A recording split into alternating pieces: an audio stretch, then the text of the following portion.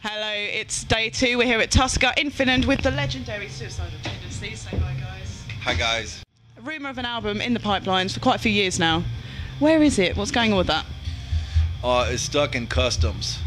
Stuck in customs, really? Yeah, something to do with George Bush or something. I don't know.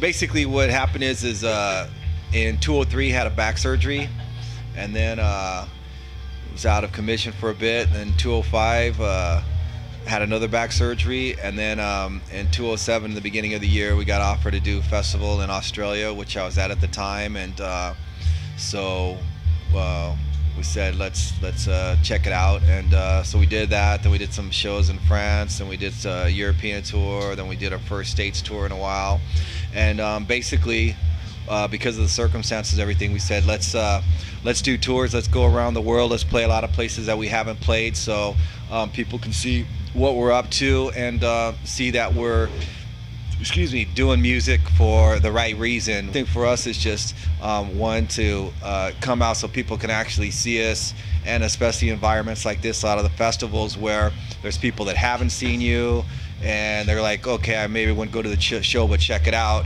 And then you know, that's how we get our new following. And Suicidal's a band that if people don't love us, I don't care if people hate us, but if people don't like us, don't love us, then we're not going to be effective. And that's what we're doing, is getting people to fall in love again.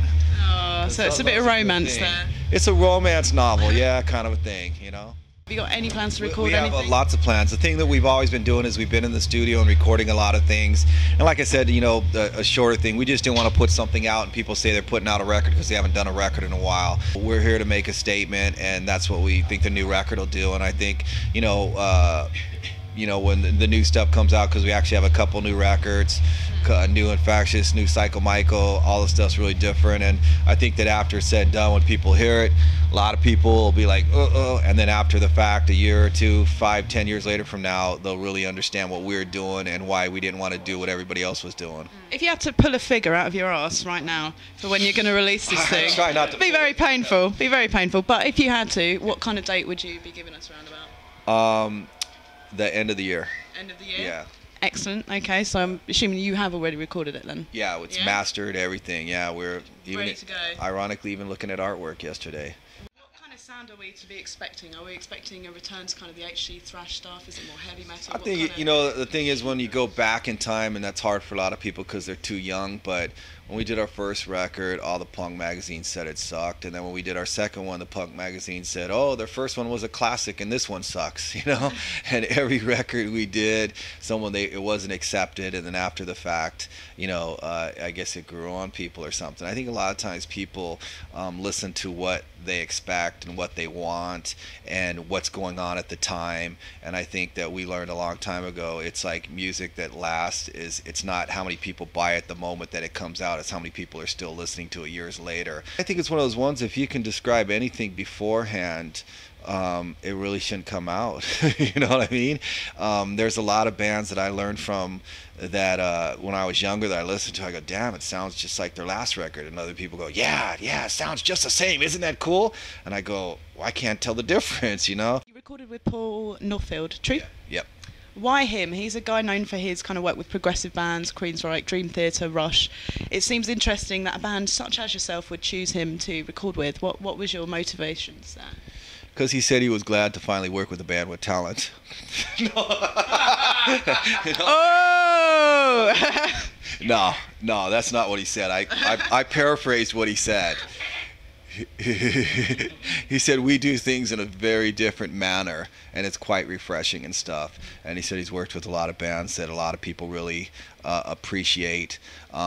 But he goes, a lot of the stuff that we do, people wouldn't understand. So it's hard for people to appreciate what they can't understand. He engineered when we did The Art of Rebellion, and we really just liked him, thought he's a brilliant person, and just knows his stuff. So you're not a Dream Theater fan then? You know what? I'm not really familiar with them, to be quite honest. Quite talented. Can play music quite well. Yeah, only thing I know. Well, you know, there's a different level kind of thing, and not to put that with them particularly, but I think in the band that we're in, we could do anything that anyone else does. A lot of our new record, most people wouldn't be able to do it. tell me about what you've got going on with Infectious Groove at the moment. Actually, the irony is in 2007 I said we got offered the Australian festival, and the next year they offered for Infectious Grooves, and we hadn't done any stuff in a long time, and so we started with that, did that, then we did a European tour, and it actually went way better than we thought and stuff. So we got putting out an old live CD from '95 in France when CYCO-MIKO and Infectious Grooves both toured together, and I think it's pretty cool. And then we got a new Infectious Grooves CD coming out and stuff. So when's that coming out? That'll be next year. Cool. And we can expect more of the same? More of the same? No, never more of the same. No? I think it's always got to be different. Got to be different, yeah. I'm not familiar with them. I just know that when someone was mentioning, someone said they hate the singer. I said, oh, everyone hates the singer, okay. I think. This That's is my opinion. Man, they should sell that. Everyone hates the singer. Me too. I hate the singer. I hate myself. If you can't hate yourself, who can you hate? You know? This is true. Yeah. I mean, if you're like, I love myself, something's wrong.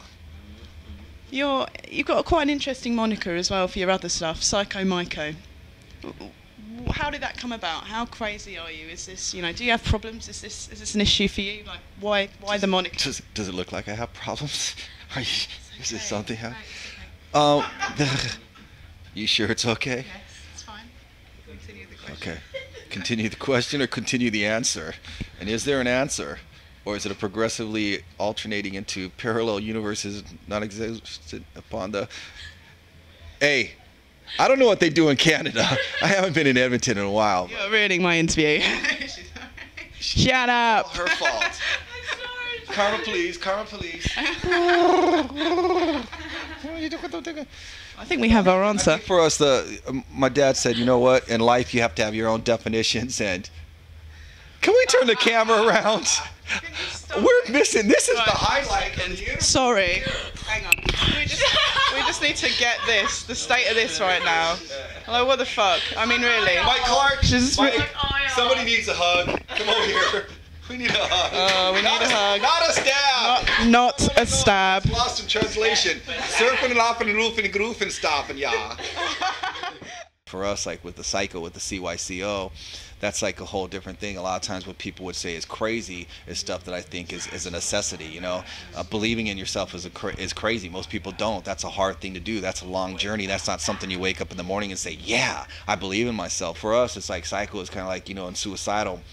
It's not killing yourself. It's pushing yourself to accomplish things that a lot of other people wouldn't do because they wouldn't try because they'd be too scared that they're going to fail, And then it goes back to definitions of failure. What is failure? Well, most of the time it's not trying. And then the other part is trying to do something that you weren't prepared to do. So you got to be prepared to do what you want to do or you'll never be able to do it. In 2 years' time, you'll be doing this for 30 years.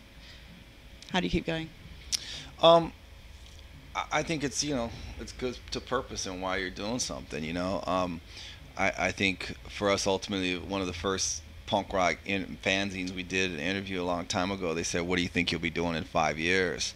And I said, I don't think it'll be a band in 5 years because we don't have 5-year plans. I don't believe they work. They didn't work for the communists. They ain't going to work for me, I think you need to be prepared and plan, but I think too many people look at things as a business, and I think that's the wrong way to go about it. And they said, well, if you are a band in 5 years, what will you say? And I said, well, I know I'll be proud of everything that I've done. And they said, when will you quit? And I said, when it becomes a job. Okay, thank you very much. We'll leave it there then.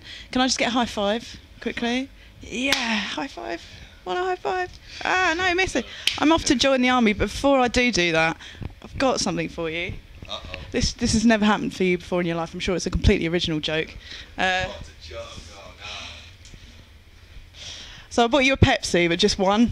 Because I couldn't afford, for all of you. So. Well, just put it in the refrigerator. Yeah. With the other Pepsis. 42. So everyone's kind of had this thing then. Everyone bought you the Pepsis. I'm speechless. Yeah. Speechless. Cool. Lorenzo? Well, thank you very much. Thank you so much. No worries. That kind no worries. That moment and stuff, and I don't know This if is I going to should- stay with you until your deathbed, isn't it? Tissue.